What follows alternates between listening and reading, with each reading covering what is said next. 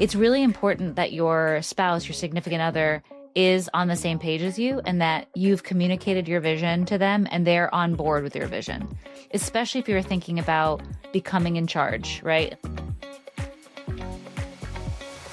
On this show, we're going to sit down and talk about the metamorphosis that happens when you become a leader. We'll share our biggest wins and our losses and interview other leaders to find out how they stay in charge without losing their minds. I'm Stephanie. And I'm Zach. Welcome to the Who's in Charge podcast. Why don't you kick us off and tell everybody how we met and how we got here and like a little bit of it, and let's get into our story.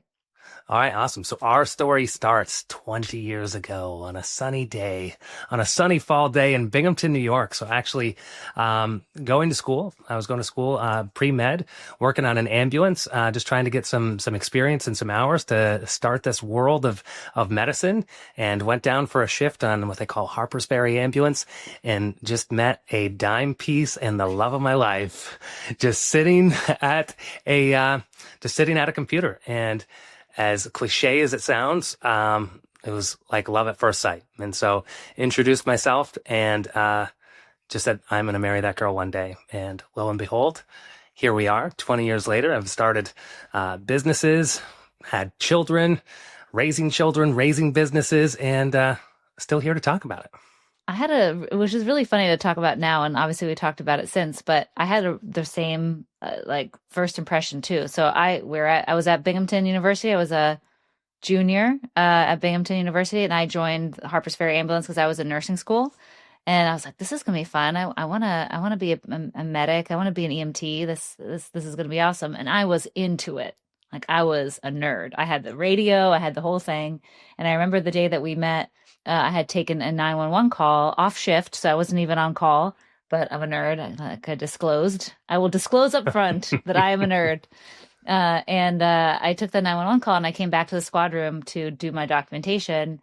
And then you walked in and I was like, oh my God, this is my husband. I had like that moment. I was like, I don't know what to do. This is before I introduced myself? Well, whenever we met, I think right, when you came and said, hey, I'm Zach. And I was like, oh.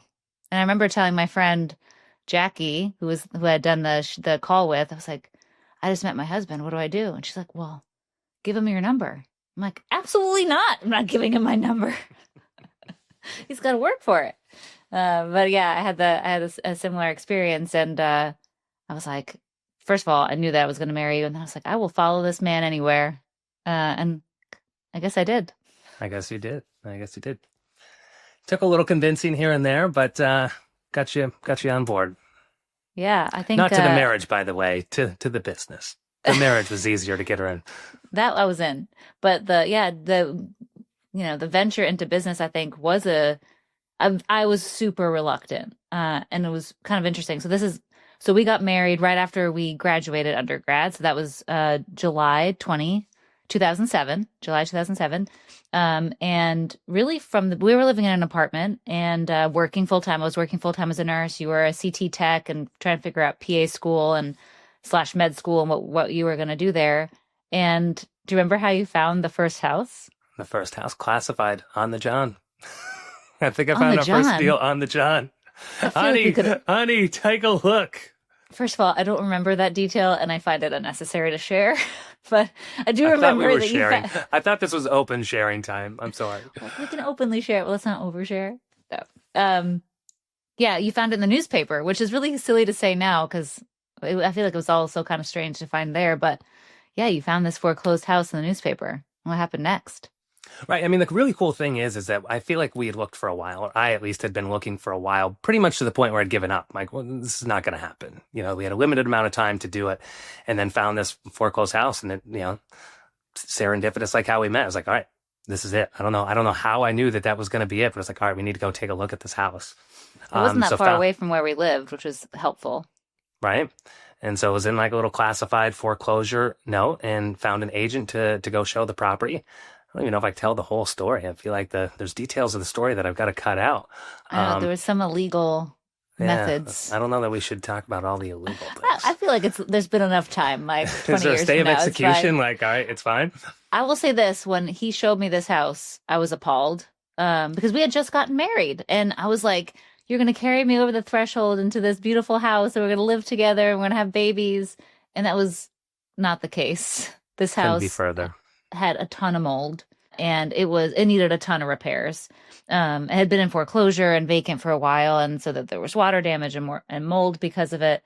And the broker, I'll never forget her. Never forget her. She's like an older lady, like deep smoking voice, like you can tell she's seen some things, right? And this is '07. This is even before the crash.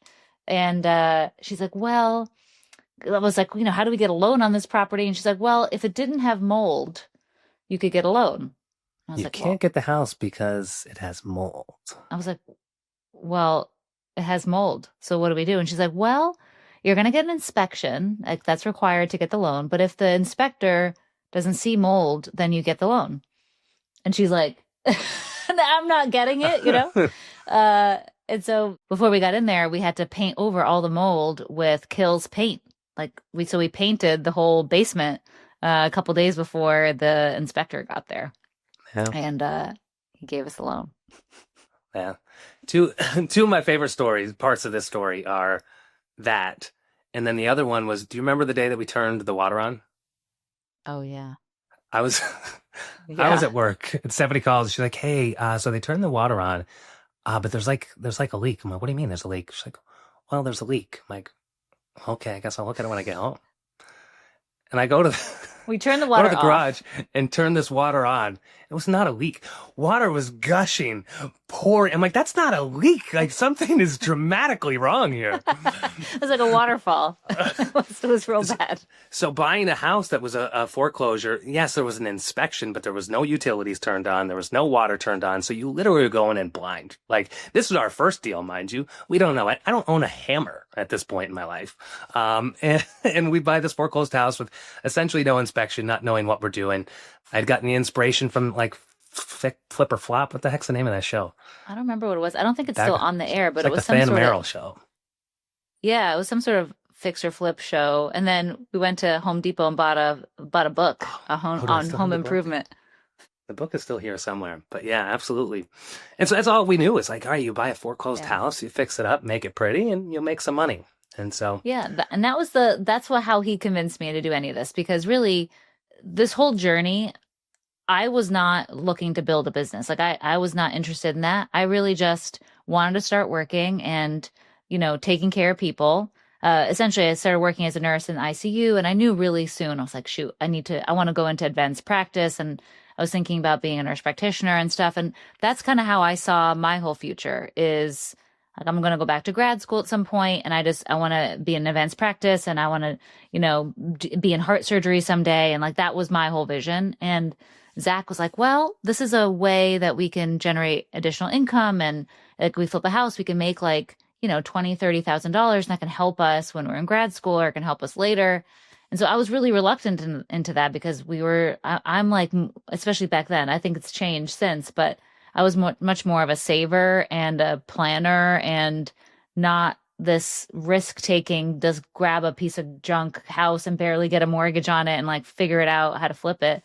But I'm up for some adventure. I don't know how you convinced me to do this, but I like a good adventure. And so that's kind of how I saw it, not even knowing what would happen, and what like a chain of events would happen after that. But right. I mean, it's one step at a time, right? Like that was just one more. So there was no business plan. There was no anything. It was just the idea like this. And it was a live-in flip. Yeah. I say that hesitantly because you couldn't live in it originally. It was, months worth of work to get it into a livable state. But, stuff that we were going to live in and call our own, and was our first endeavor. But we got the mold out before we moved in. Okay. Like we did take care of everything. And I may not have had a bathroom door, but I got her a toilet before I had her. For the first year of our marriage, we had no bathroom door, no doors in the house, period. Because we had taken them all down to paint them. No doors. And it was a ranch, split level ranch. They'd be like, I'm going to the bathroom. Don't come down. There was no mystery at all. And this is also the time in our life where Zach discovered that he cannot tolerate buffalo Bro. chicken. That we discovered that the first year of our marriage with no doors. Your gastrointestinal distress. That is a wild part to put into this story. That's not where I was going. Hey, this is part of marriage. What I was thinking is how normal it was to not have doors until somebody came over. So it's just a normal day of operation. Then you'd have a friend over and he'd be like, hey, can I go to the bathroom? Like, yeah, it's just down the hall. And You're go like, down the hall and they'd be like, hey, guys. There's no door. I'm like, oh, by the way, yeah, there's no door. Yeah, So. I remember that. That was Evan and Liz. Shout out Evan and Liz. Shout out to Evan and Liz. You peed in our house with no door. But that took a while. I mean, we lived in the house for a minute, right?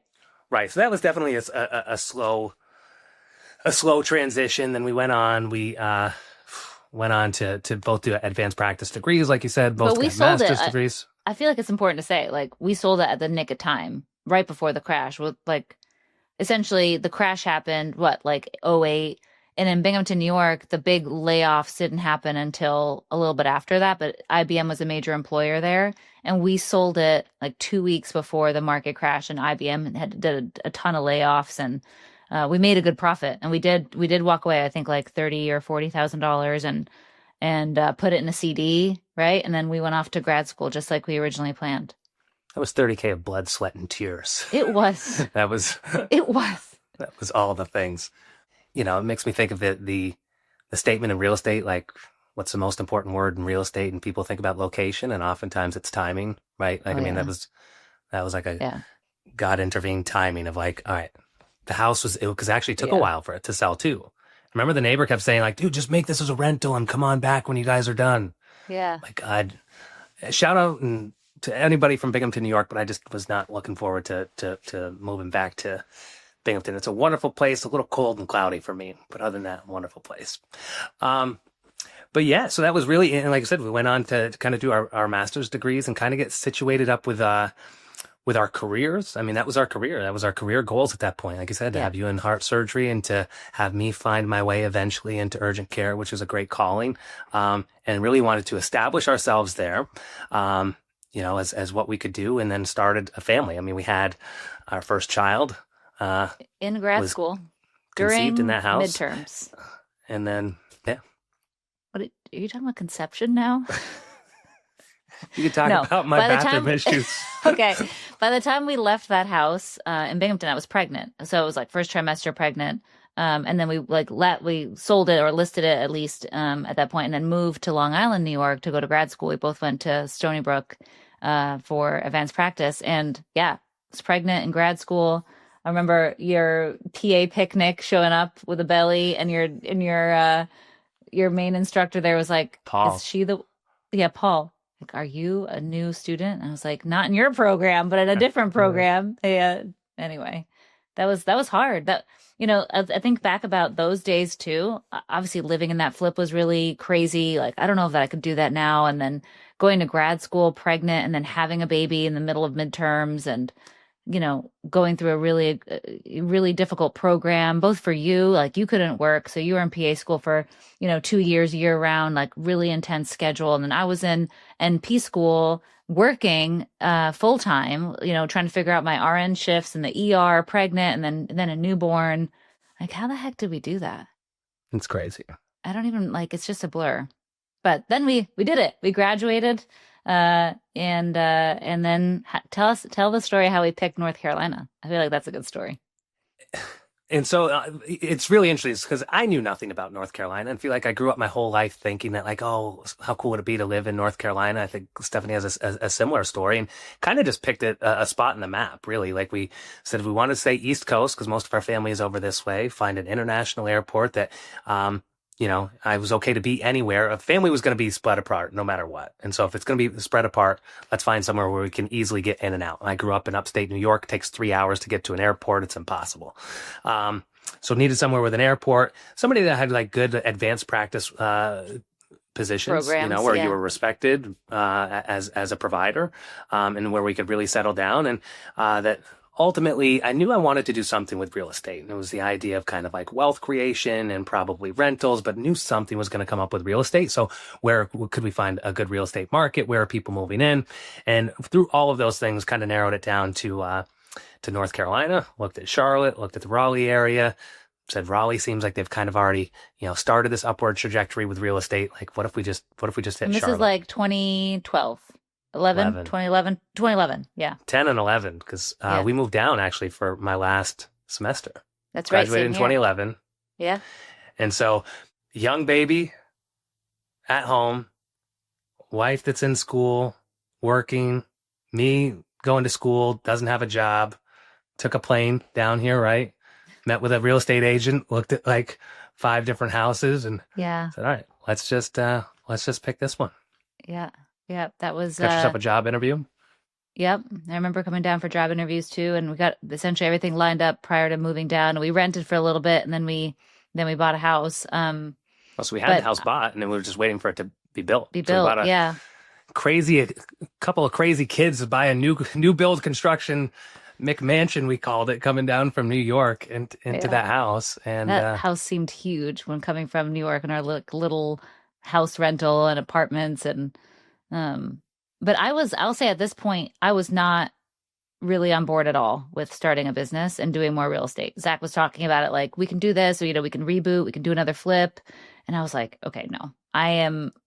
I'm never living through that again. I'm not going to be in a house that has sheetrock dust like it did, and now we have a baby. I'm not putting her through that whole thing. Like I did not see how we were going to do this. And so I actually kind of felt a little bit bad because you were really excited about it and so eager. And I feel like you saw the future there and I did not. I was like, I'm holding him back, like, what do I do? This is my husband with his dreams and I'm just squashing them constantly. But I felt so strongly at the time, like, we can't risk anything. Now we have $200,000 worth of student loan debt combined. We're just trying to get our professional careers off. Like, I had just found a job as an NP, you found a job as a PA, and like, we're just now somewhat stable. The last thing I wanted to do was like go start a business and invest money that I felt like we didn't have. So I feel like I put the brakes on you for quite a while. And in your defense, though, you never squashed. You never squashed. You always said, someday. Not yet. Not today. Someday. Yeah. And I think, what made me feel better about that time, because I think this is something that everybody wonders, like, okay, how do I start a business? Or like, when do I know it's safe to start a business? And I was very much in that like fear mindset. Like, we have so much debt that we have young babies and I wanted more children. And like, when is it safe to start a business? And I think something that helped me come around, because like I said, you were really you were totally fine with the risk at that point, or the perceived risk I had anyway. And what made me come around was, okay, how can we determine when a safe place to start is? And that was really around our house that we bought. So the reason why we chose the house that we chose, it was a new build construction in a good area and a growing area. And, we sat down and talked about it and it was like, okay, if we think that we made the right choice here and this house is going to appreciate over time, and now, it was 2011, if we live here for a few years and we get equity in the house, we'll be able to take out that equity and have a little bit of a nest egg to invest with then. And that made me feel better because I was like, okay, that's measurable. I feel like that's reduced risk. It's also like checking if our bet is correct and then having that bet be validated, if that makes sense. So essentially that's what happened. Like, we bought the house in 2011. We started our careers. We started paying down our student loans barely. We had a couple more kids. So we had 2 more children. So now we have 3 kids. And this was now 2014-ish. That's when Claire was born, our third. And I was starting to feel a little bit more secure. It's like, okay, we had our kids. We've been in our jobs a few years. We've been in this house a few years. Let's see what happened with our appraised value of this house, And I think that helped me, right? Because then we went to Wells Fargo or whoever had our loan at the time, and they validated it. They're like, yeah, your house went up. So I remember feeling like, okay, my brain is unlocked. We went up. We had, I think we qualified for like $20,000 in a home equity line of credit. And I'll never forget Yeah. the day that we talked about it. You're like, wait, we did it. Yeah. It happened. I think a couple things about timing, and I mean, you've taught me this, right? The idea that there's rarely a perfect time. There's never a perfect time. Let me put it that way. There's never a perfect time. Whether it's to go back to school, whether it's to have kids, like there's never a perfect time to start. And so you could just sit and delay a decision forever, waiting for the perfect time. And like a word to those like starting out, like I think it's amazing that we started out young and early. Like you worry about what you have to risk to lose, but um, when you think about what we had at that time, like we were risking it all, so it seemed like a lot. Like I'm risking everything, Yeah. but I didn't have very far to fall either. At the Yeah. same time, um, so hindsight's like the best time to start. Yeah. So then, we have this line of credit, $20,000, and I feel comfortable. You've been listening to podcasts and you've been on Bigger Pockets and all this stuff and getting educated. And then I feel like you'd like download to me everything that you learned, and I started absorbing what you were learning, and we started looking at houses and making offers. And this is like the end of 2013, 14, yeah. 2014, something like that, right? Yeah. Um, it took a while to get an offer accepted. I feel like it was a Yeah. lot So harder 14 is when we then. bought, so we probably started in 13. Yeah, yeah, something like that. I feel like we made at least 100 offers before anything got accepted. Right. And at that time, it was a lot of MLS deals, and going through that, we were less in the off direct to seller world. Yeah, it wasn't all off market. We were looking at HUD homes, I think, at the time, and then Right. So you love this. MLS. So the first two deals, one of them was on MLS as a foreclosure, and then the other one was on Craigslist as a HUD home. So I found that one on Craigslist, HUD home, put that offer in. We had put offers in through an agent on a bunch of different houses, but on this other one particularly, and I'll never forget, like she called us up and was like, "Hey, great news. Your offer's accepted." It was like months later. What what offer? What offer are you even talking about? I had no idea. Um, and we had literally just gotten another deal accepted the week before. So like talk about learning by fire. Like we didn't know how to close one deal. Now I got to figure out how to close two, and of course drama ensued as it always does on those deals. Yeah, that was a lot. That was, and I think, first of all, we figured it out, which is the kind of the bottom line and the end, the spoiler alert. But I think what taught me a lot that first year is how to handle fear and uncertainty, and how to figure it out together, I think some of those lessons that first year still serve me now. I think figuring things out with you is the best lesson I've learned. I'll figure anything out with you. We can do it. Right? Yeah, so that was a crazy year, trying to figure out how to get funding, and using private money lending through relationships. Zach made a relationship at work, which was amazing, and we qualified for a mortgage for the rental property that we took down. And I think that's an interesting point, because I think there's a lot of rhetoric out there that's like, burn the boats, quit your job, go all into real estate or go all into whatever. And I think having a job, having a great W-2 job helped us in so many ways. First of all, we were lendable. We both had good incomes, right? Even Yeah. though we had a bunch of debt from school, we didn't really have credit card debt or things like that. I think we had a mortgage, a car loan, and then school debt. But because we had good incomes, we were able to get loans, right? And Right. then because we had good jobs, we had good relationships, and those people and those relationships and what we generated there at work, I think created a lot of really open doors that year and then later too. Yeah. So I think a lot of great words for people out there of the idea of like talk. Like if you're doing something, if you're not Hmm. passionate about what you're doing, you're probably not doing anything worthwhile to begin with. And if you have that passion, like just going out and talking about it and talking to people that you could be probably too annoying about it, but like for the most part, like talking to people, like I remember our first private money lender, right, came from a conversation I had while doing a physical on a guy. I was like, oh, you do, some investing thing? Like I'm trying to figure some of this out, but like finding the private money is difficult. He's like, oh, I just got a guy. And like just having the gall to ask him, like, Who's your do guy? you mind if I talk to your guy? Which I feel like is crazy that he even gave me his name. Like, it's one of probably the most coveted relationships to ever probably give out is your private money lender. And it all started through one of those conversations. Yeah, he's like, well, maybe I can skip the prostate exam if I give this guy's number. Could I barter here? Could we just skip that part? Just give you this number instead?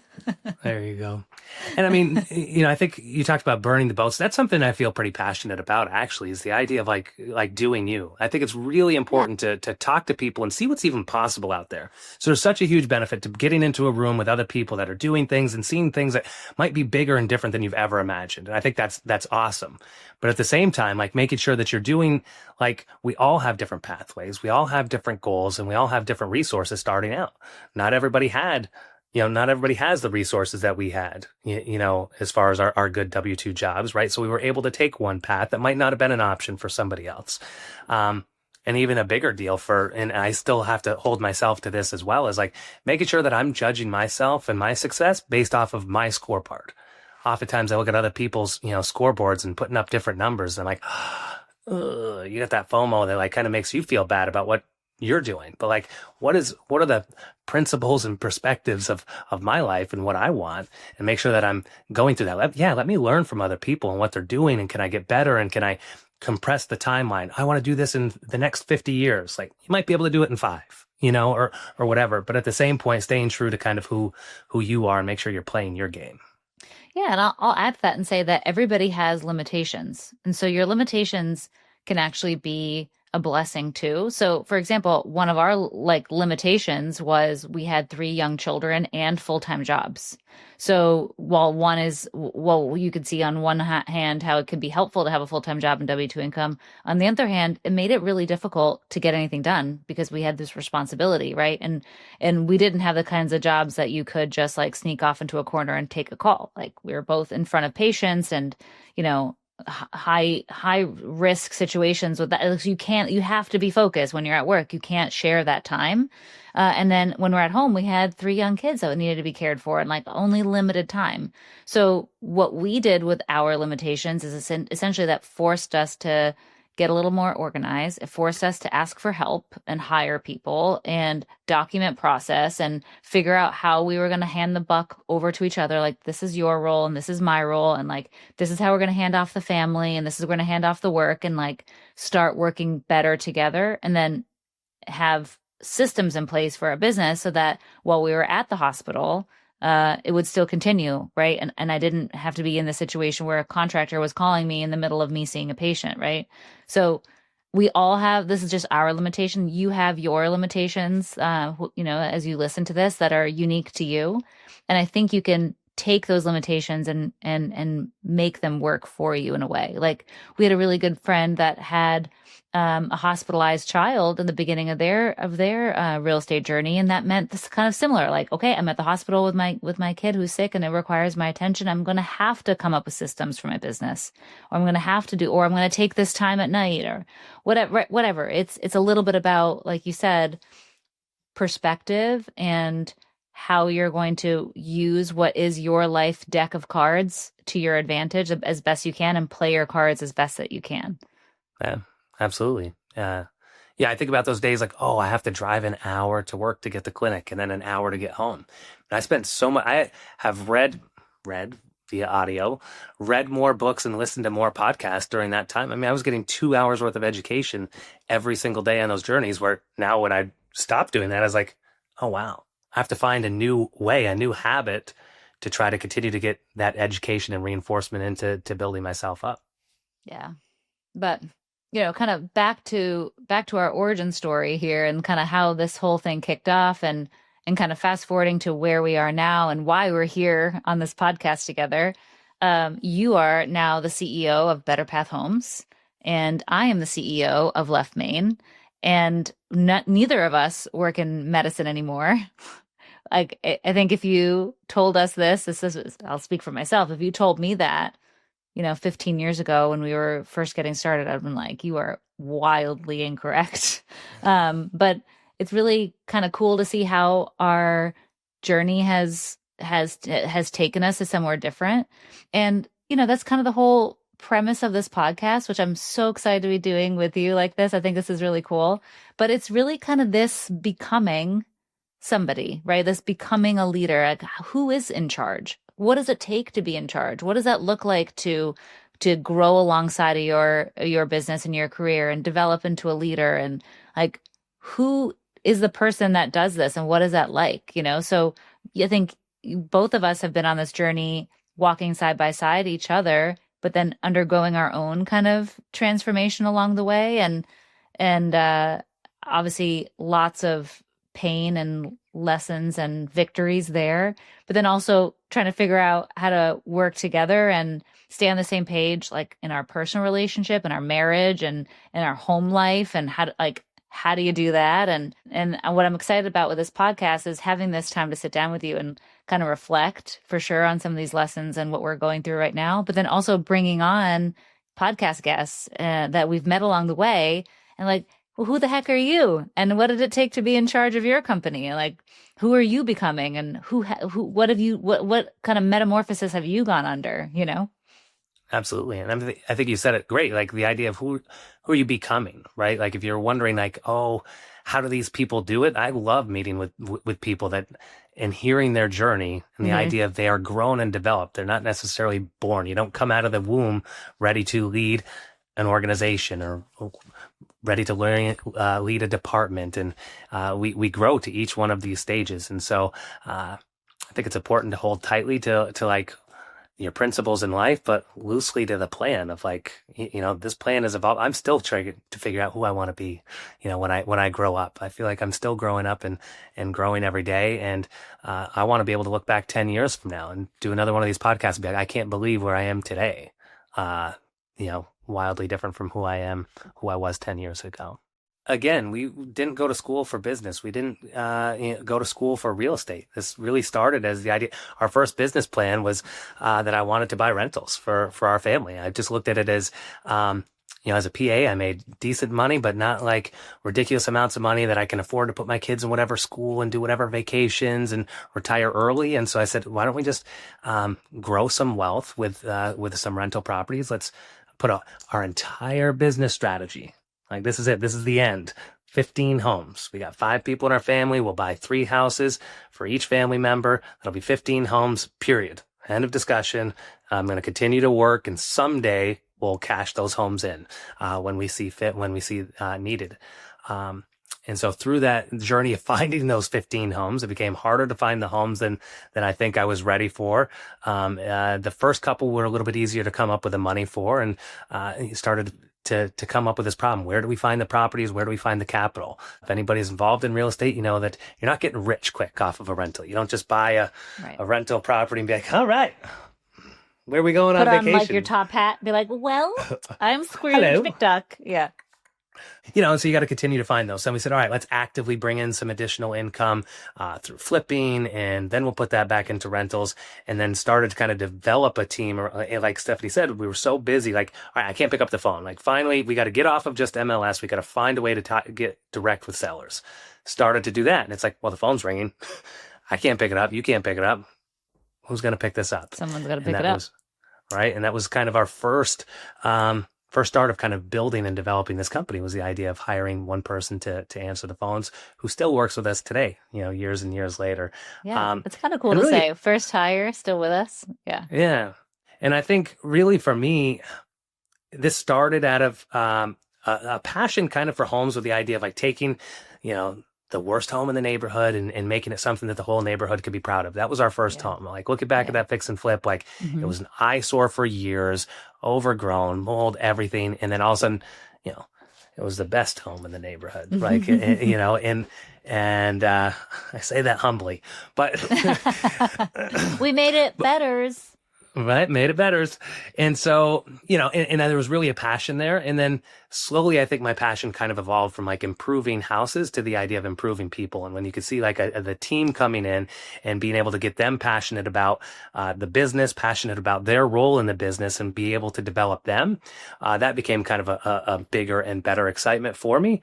I really like the idea of multiplication. Like, I can only do so many things, but if I'm working through other people, how many lives can I multiply on? And that's really where my passion wants to continue out today. Like, where can I multiply and improve people? And so, as the company, I have to say there really quick. Just sorry to interrupt you, but you are an amazing leader, and I'm not just saying that. Like, I feel that I'm a really difficult person to lead.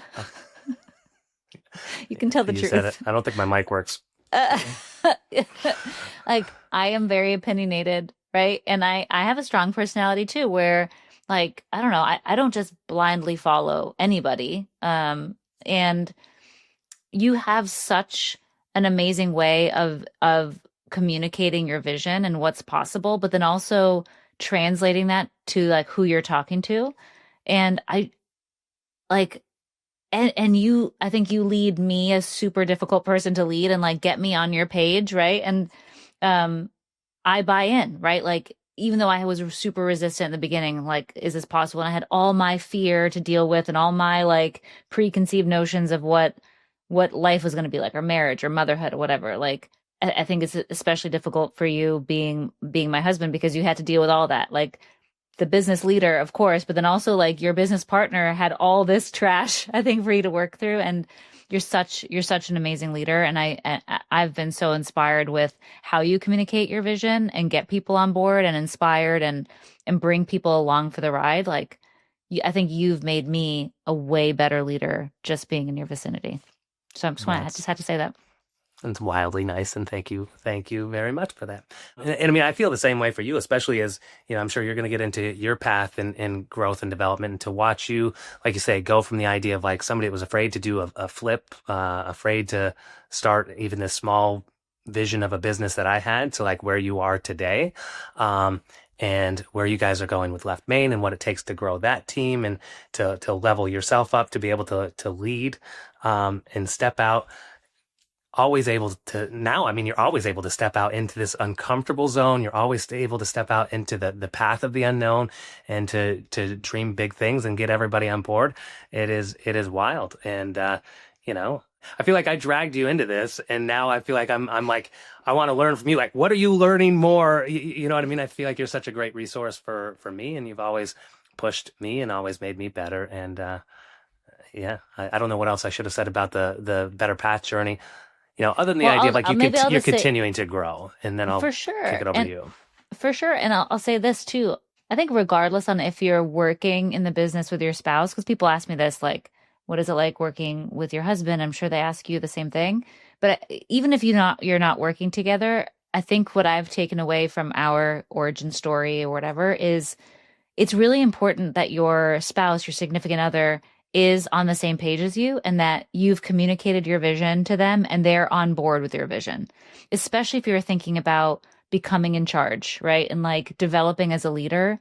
It really starts at home. And that's why, you know, I felt so compelled to just comment on your leadership there, because if you can't get your spouse on board with your vision, it's going to be really hard to inspire other people who, you know, aren't as attached to you, right?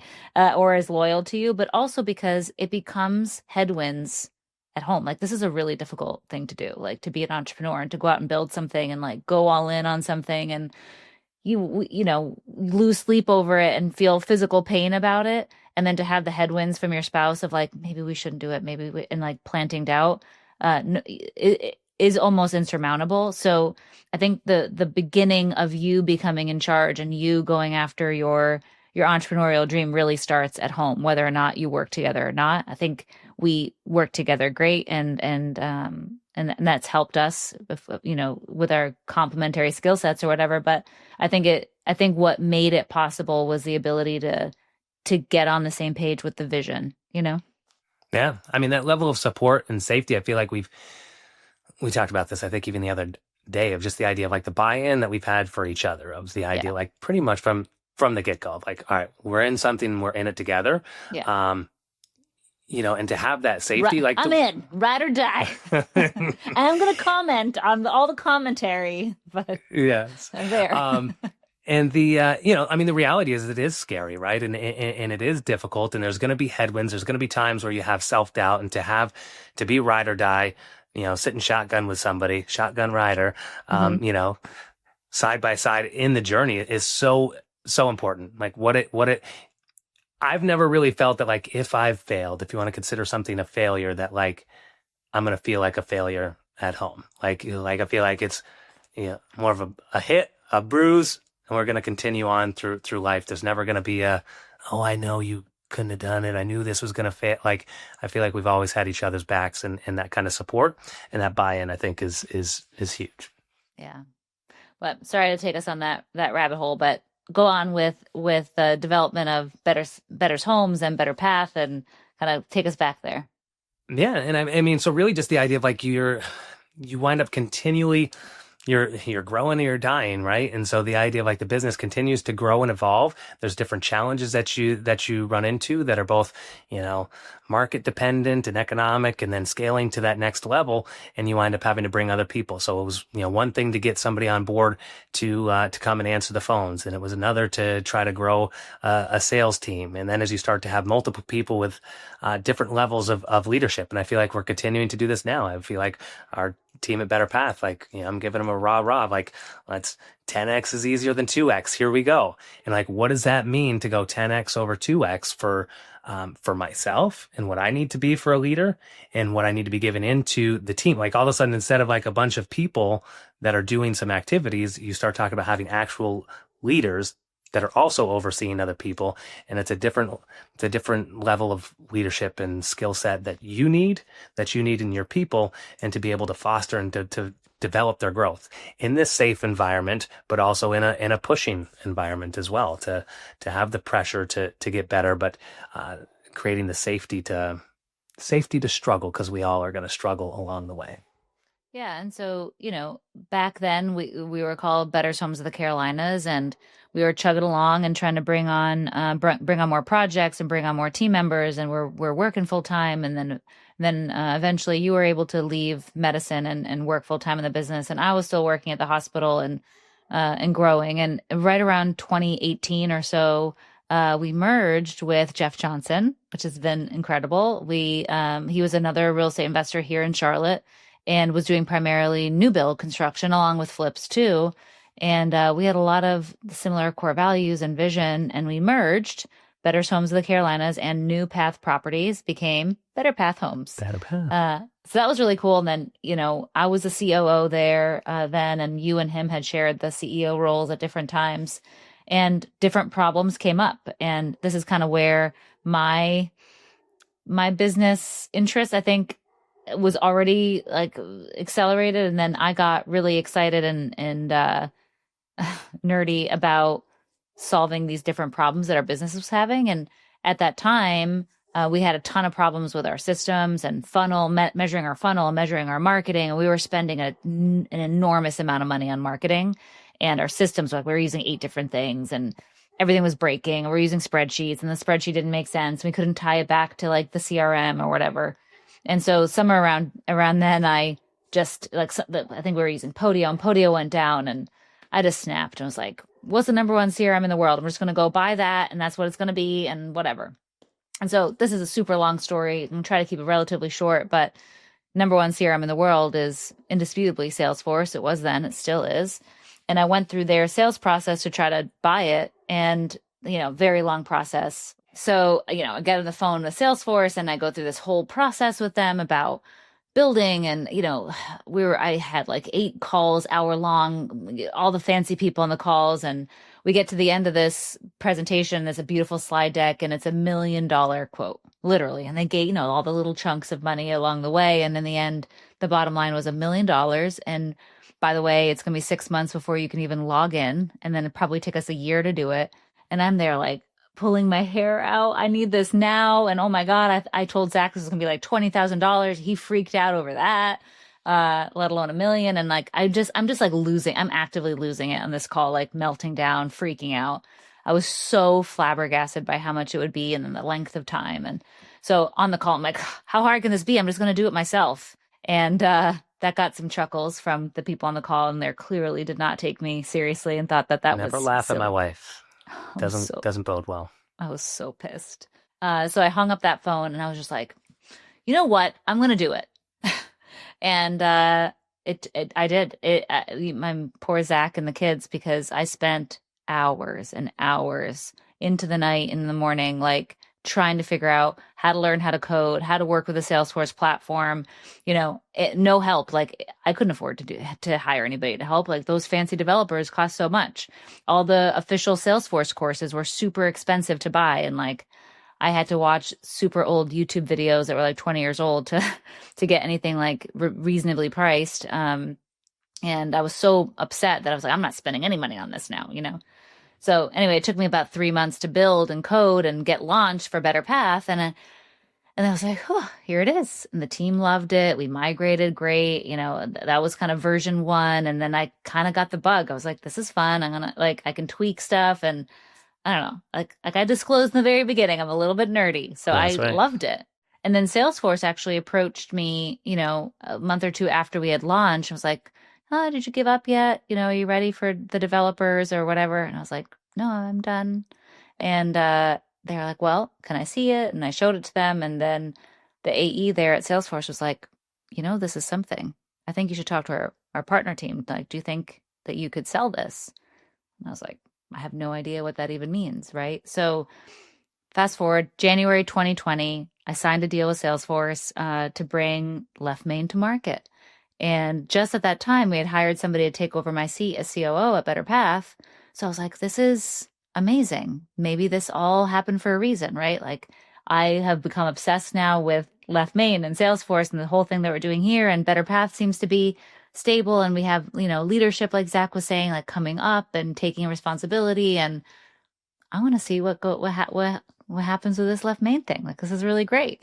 And so here we are. And now that's 6 years later and thousands of users and a team that's way smarter than me, many versions later in the product. And I'm no longer the chief architect of that thing, even though I was for a few years. Now the team is way, way better. And we get to help a ton of real estate investment companies like all over the country. I've got to learn so much from them and inform product from them. And I won't bore you with all that, but that's now why I am the CEO of that company. And Zach is the CEO of Better Path Homes. And, I don't know what you would say about this, Zach, but I think that's also been good for our marriage, right? To not be like in each other's faces all day long. I like being in your grill. I mean, I definitely think that there's moments, right, where it's like, like we said, there's always some sort of headwinds, right? And there's also, I think our management styles are a little bit different. I think that was a struggle for her to work with. So it's much more of a struggle for her, I think, than it is for me, right? Like I am very much easier to sit back and be like, all right, this is a team's responsibility. I'm going to give them till tomorrow and we'll talk about it tomorrow.